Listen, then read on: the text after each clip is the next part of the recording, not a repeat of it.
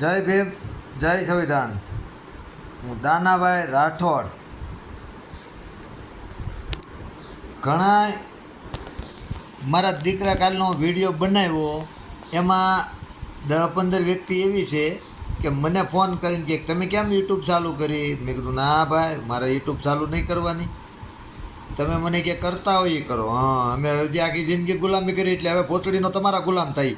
તમે હારે ગુલામ હતા એ ખબર છે? તમે ભોસડીનો શુદ્રોમાં આવો એ તમને ખબર છે? તમે કાંઈ વ્યાયામમાં નહીં રહેતા કે અમે ક્ષત્રિય છીએ. તમે શુદ્ર જ હતા. તમારા દિવસો કેવા હતા ને એ તમારી 3 પેઢી પહેલાંને પૂછો કે તમારે રહેવાનું હું ક્યાં હતું, તમારા ધંધા શું કરતા. તમારે એમ કે હવે અમે ધોળા કપડાં પહેરી એટલે હોશિયારના દીકરા થઈ ગયા.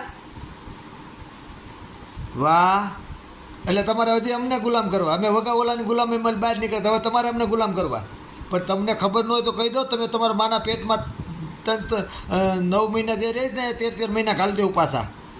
પોતે લ્યો, ફોન કરતી ના નહીં. આમાં તમારું નામ દઉં ને કે તમે જ પોતે આ મને ફોન કર્યો તો, તમે જ આવા છો તે છો.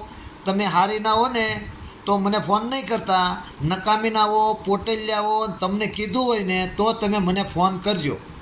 આ તમને નર્મ વિનંતી. હું કોઈ દી તમારું નામ લઈ લઈ. અને તમને ફોન કરવાનું મન થતું હોય ને તો તમે લખણના હશો ને તો જ તમે મને ફોન કરતા. તો હું નકર પ્લીઝ કરીને કહું, કોઈ સમાજની અરે મારે વાંધો નથી. બધા મારા મિત્ર છે, મારા જાયભાઈ છે. મારે કોઈ ધર્મ હારે વાંધો નથી. જેને જે માનવા એ માને, મને કાંઈ વાંધો છે નહીં. પણ મારા દીકરો, તમે એટલું ધ્યાન રાખજો કે તમારે એમ કે હવે અમારા દીકરાને અમે દબાવીને ગુલામ કરી. ના ના ના ના ના, એ વાત યાદ રાખજો કે અમે હવે તમારા ગુલામ કોઈ દી થવાના નથી.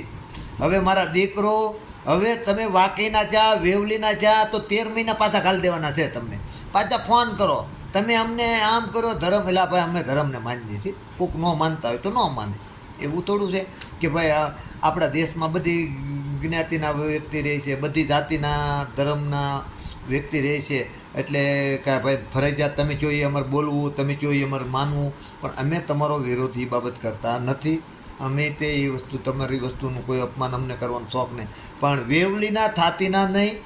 કોઈ મગજમારી કરવું હોય કે અમે ડોનના દીકરા છીએ કે અહીંના અમે ડોન છીએ. તમે જ્યાંથી આવ્યા ત્યાંથી જ અમે આવ્યા છીએ. હા, તમારી માએ તમને ખાટલા જણ્યા હોય તો અમને કાંઈ હેઠા જણ્યા નથી. હા, આ તમારે પાછા લોઠાના દીકરો અમારી સમાજના જ્યાં મર્યા ને ત્યાં ભાઈડા એકલા જ મર્યા છે. અમારે કાંઈ દહને બોલાવવાનો ન હોય ને અમારે કાંઈ નામ લખીને રખડીએ કે આ નામ છે એટલે આ માણા આઘારે, એ બધું તમને આવડે. તમારે નામ લખીને રખડવું પડે. અમે તો વગર નામે લખડીએ. મારા દીકરાઓ અને લુચ્ચી નાવ, તમે સુધરી જાજો. નકર તમે સિસોડામાં આવી જાઓ ને તો તમારું બાપ તમને છોડવામાં નહીં આવે. તમે બહુ ઝપટું કરતા નહીં. અને તમારા બધા ધર્મ અમારા માટે શિરોમાન્ય છે. અમને કોઈ વાંધો છે નહીં. તમને જે માનવું હોય તે માનો. આ દેશ સ્વતંત્ર છે, બધા બધી રીતે માનીએ. કે કદાચ કોઈક વિરોધ કરતા હોય તો એનું જવાબ સરકારે પણ આપે છે ને એનો પબ્લિકે પણ જવાબ આપે છે. પણ સત્યને ઓળખજો. લુકીનો હું તું કરતા હાલથી નહીં નીકળતા. અને ભવા કેમાં હોય, ભૂવા ધૂણવાવાળા કેમાં હોય, દાણા કેને જોવાના હોય, એ બધીને ખબર જ હોય.